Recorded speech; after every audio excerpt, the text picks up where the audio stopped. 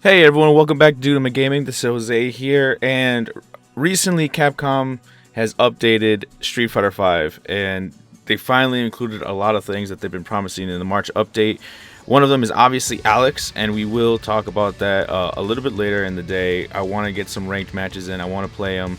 But right now, I just want to talk about the things that they included inside the game, and obviously one of the first things that you're going to see pop up is the shop. And in the shop, you're going to be able to buy the story mode costumes, and you're going to be able to buy like additional colors and characters and stages, and some of those things like the characters and stages will become available later on down the road.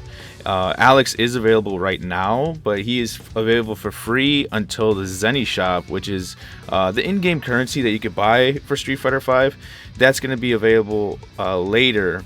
So if you don't want to put in, all the time and all the effort to get the fight money, so you could use to buy stuff, then you could just use real world money for Zenny, and then you could use that to buy things inside the game. And that shop is going to be coming out later on. That hasn't been determined yet, but until then, we get Alex for free.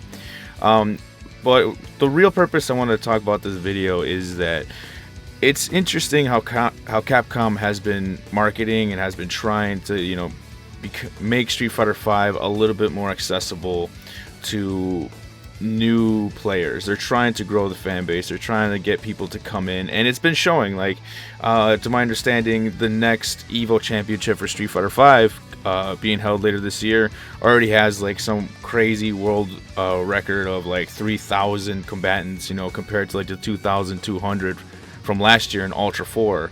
Now we're gonna have about 3,000 different players coming in to play Street Fighter V at Evo.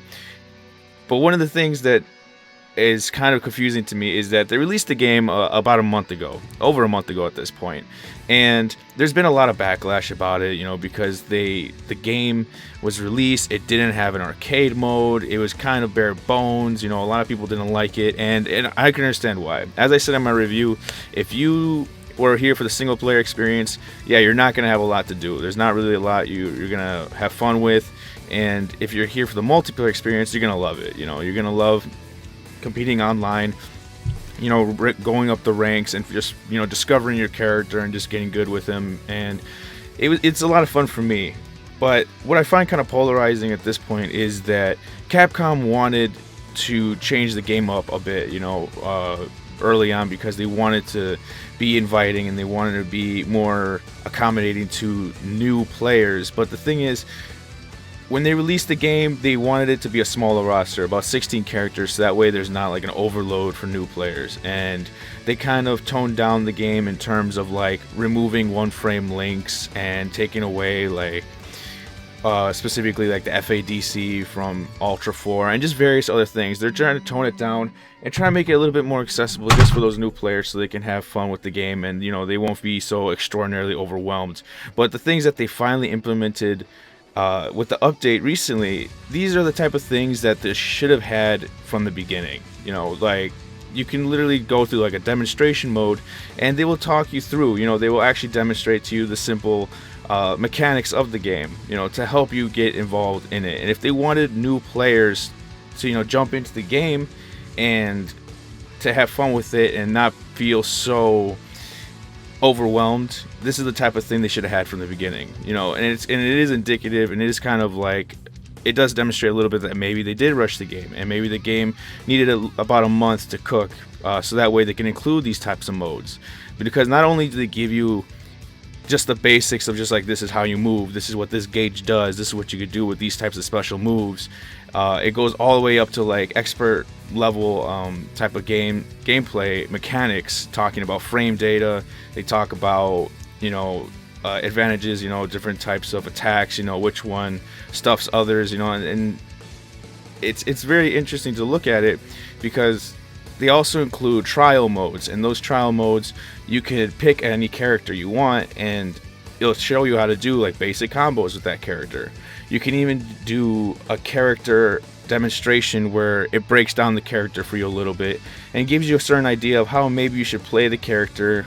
And well, like a lot of these characters you could play in different ways, at least that way for new players, they have an idea. It's like, maybe I should just, walk up to people as Fong and just start punching them, relentlessly. No, with the demonstrations, they'll be able to tell you, like, hey, you gotta step back a little bit. These moves are designed in this certain way, and the reason, like I said, for this video is just that, it's very evident that this is something that should have been launched with the game a long time ago. Now, if you bought the game already, if you followed my advice, if you bought the game for the multiplayer, a lot of this won't really matter to you.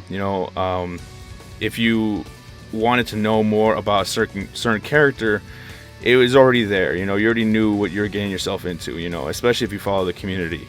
But for a lot of other people who wanted an experience, a fresh experience to like the fighting game community, if they wanted to actually come in and feel welcomed, like, this is something that should have been there since the beginning.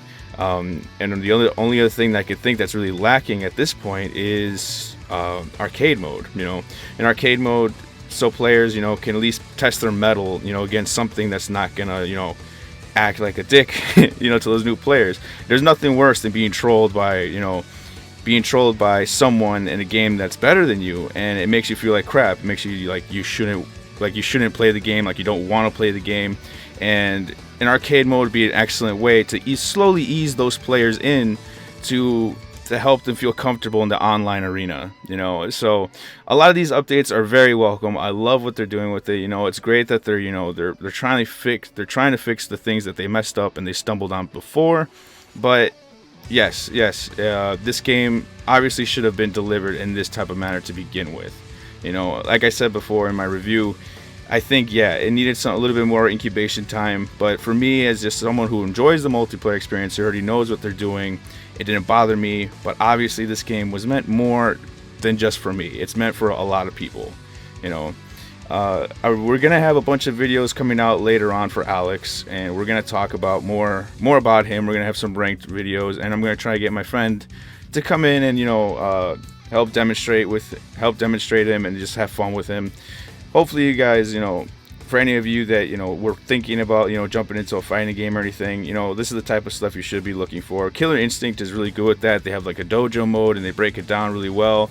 So with KI getting a new update with Season 3, Street Fighter, getting these updates, it's the best time ever, to jump into a fighting game and just try it out, and just have fun with everyone.